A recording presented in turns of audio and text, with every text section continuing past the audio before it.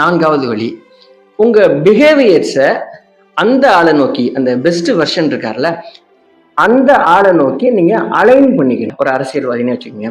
இப்ப நீங்க சாதாரண ஒரு மனிதனா இருக்கிறீங்க. மிகப்பெரிய தலைவனா உருவெடுக்கணும் அப்படின்னு நீங்க நினைக்கிறீங்க.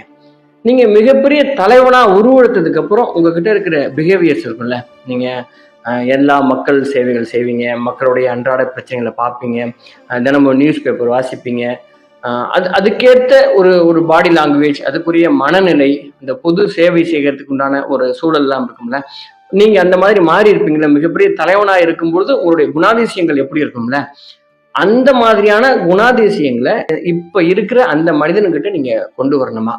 அந்த உங்க பிஹேவியர்ஸை அதை நோக்கி அலைன் பண்ணிக்கணும் அப்படின்னு இந்த மேனிஃபெஸ்டேஷன் சொல்லுது.